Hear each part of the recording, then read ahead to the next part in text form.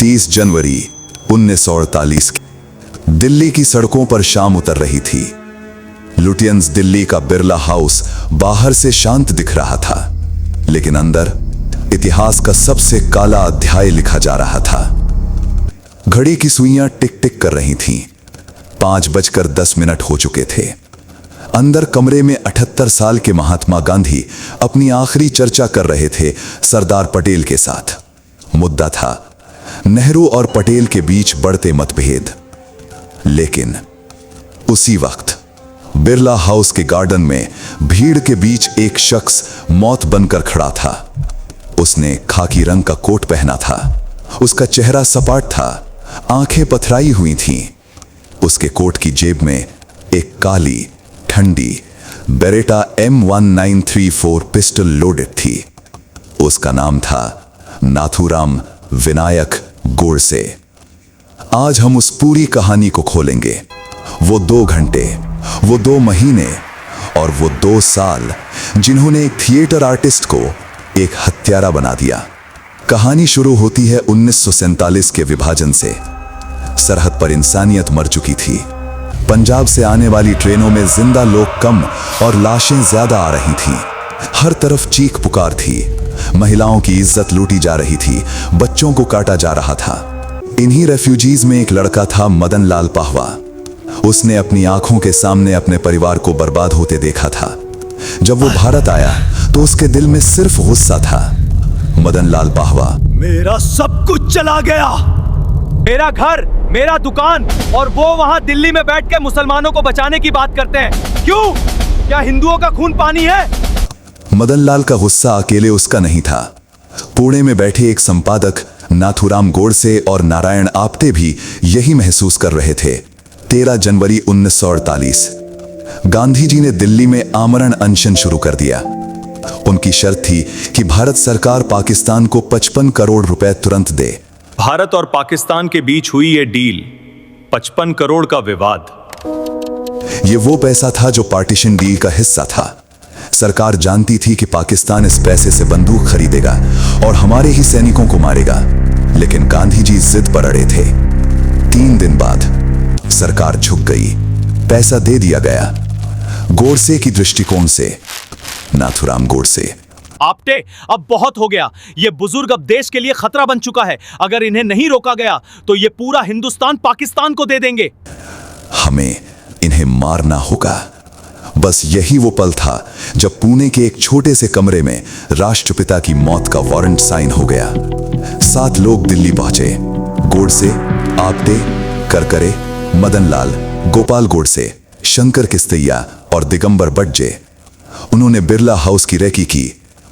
Plan यह था कि 20 जनवरी को मदन लाल दीवार के पास बम फोड़ेगा, धुआं उठेगा, भगदड़ मचेगी और उसी धुएं की आड़ में बाकी लोग गांधी पर गोलियां और ग्रेनेड बरसा देंगे।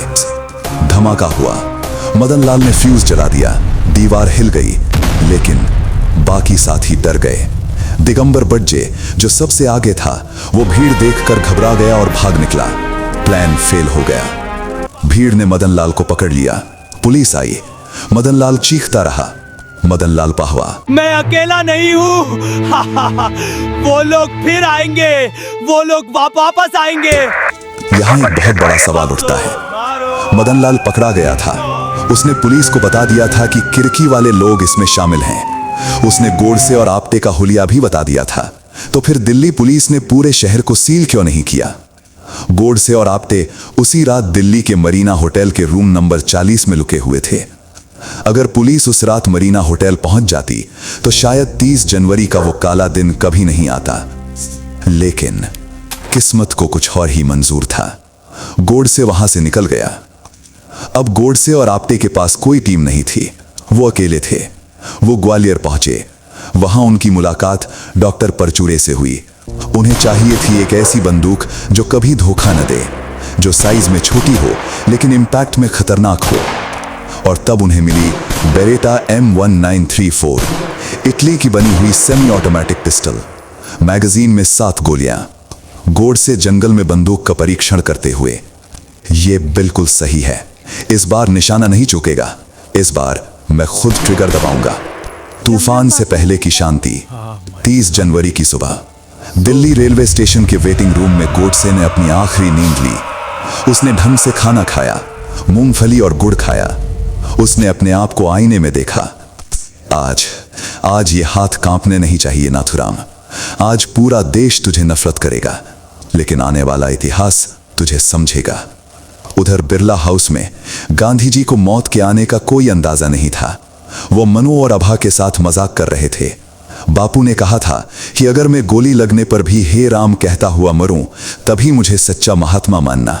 5:15 गोडसे भीड़ को चीरते हुए आगे बढ़ा। उसके दिमाग में सन्नाटा था। 5:17 गांधी जी सीढ़ियां चढ़कर गार्डन में आए। गोडसे उनके सामने आया। उसने झुककर नमस्ते किया। नाथुराम गोडसे, नमस्ते बापू। मनु ने कहा, भाई बापू को देर हो रही है, और उसे हटाने की कोशिश की। गोडसे ने मनु को झटका दिया।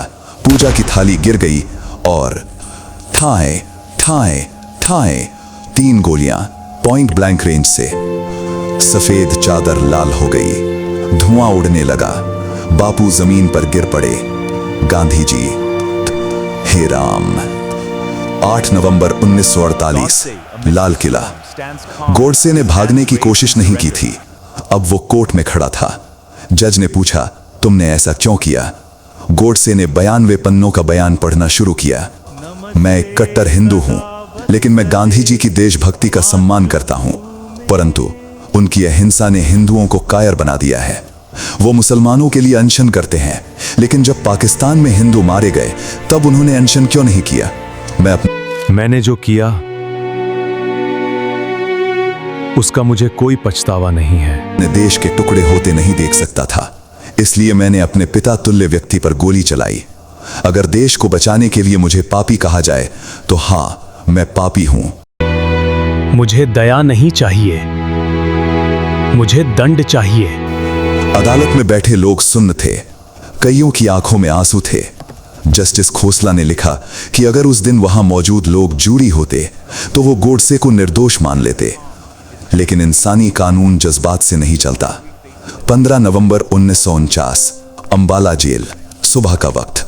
गोडसे और आप्टे को फांसी के तख्ते पर लाया गया। गोडसे और आप्टे, अखंड भारत अमर रहे, वंदे मातरम। वो मर गए, लेकिन अपने पीछे छोड़ गए एक ऐसा सवाल जो आज भी भारत को परेशान करता है। क्या हिंसा कभी सही हो सकती है? गांधी जी का शरीर चला गया, पर उनके विचार आज भी जिंदा हैं। और गोडसे, वो आज भी कई दिलों में देशभक्त है और कई दिलों में हत्यारा। 30 जनवरी की वो शाम आज भी ढल रही है।